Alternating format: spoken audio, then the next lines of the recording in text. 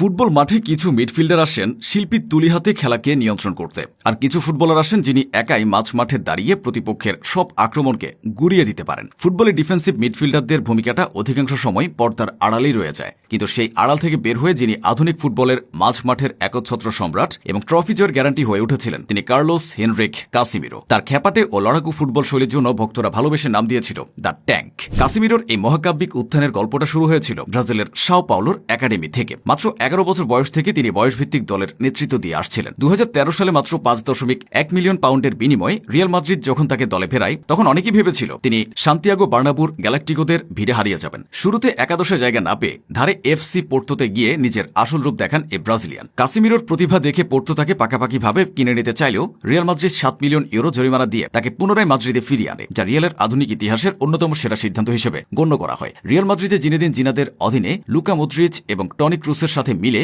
কাসিমিরো গড়ে তুলেছিলেন ফুটবল ইতিহাসের অন্যতম সেরা মিডফিল্ড ত্রয়। মদ্রিচ ক্রুসের শৈল্পিক ফুটবলের নেপথ্যে কাসিমিরো ছিলেন সেই অতন্ত্র প্রহরী যিনি প্রতিপক্ষের কাউন্টার অ্যাটাকগুলোকে মাঝপথে কবর দিয়ে দিতেন। রিয়ালের সাদা জার্সিতে 3টি লা লিগা, 1টি কোপা দেল রে এবং অবিশ্বাস্য 5টি চ্যাম্পিয়ন্স লিগ সহ অজস্র আন্তর্জাতিক ট্রফি জিতে তিনি নিজেকে বিশ্বের সেরা ডিফেন্সিভ মিডফিল্ডার হিসেবে প্রতিষ্ঠিত করেন। 2017 সালের চ্যাম্পিয়ন্স লিগ ফাইনালে জুভেন্টাসের বিপক্ষে তার সেই দূরপাল্লার বুলেট গতির গোলটি রিয়াল ভক্তরা কোনোদিন ভুলবে না। 2022 সালে নতুন চ্যালেঞ্জের খোঁজে প্রায় 70 মিলিয়ন ইউরোর বিনিময়ে কাসিমিরো পাড়ি জমান ম্যানচেস্টার ইউনাইটেডে। ওল্ড ট্রাফোর্ডে যোগ দেওয়ার আগে ব্রেন্টফোর্ডের কাছে ইউনাইটেডের 4-0 গোলের লজ্জাজনক হারের পর তিনি তার এজেন্টকে বলেছিলেন, ওদের বলো আমি সব ঠিক করে দেব। প্রথম মৌসুমে ওল্ড ট্রাফোর্ডের মাঝ মাঠের প্রাণভোমরা হয়ে ইএফএল কাপ ফাইনালে গোল করে দলের দীর্ঘ ট্রফির খরা কাটান তিনি। এরিক টেন হাগের অধীনে FA কাপ জিতলেও প্রিমিয়ার লিগের গতি আর কঠোর শারীরিক ফুটবল তার ফর্ম এবং ফিটনেসে কিছুটা ছিঁড় ধরায়। 2024 সালে লিভারপুলের বিপক্ষে ম্যাচে প্রথমার্ধেই দুটি মারাত্মক ভুলের পর তিনি তীব্র সমালোচনার শিকার হন। 2025-26 মৌসুমের শেষেই তিনি ওল্ড ট্রাফোর্ড ছাড়ছেন। তবে কিছুদিন আগেই অ্যাস্টন ভিলার পক্ষে 3-1 গোলের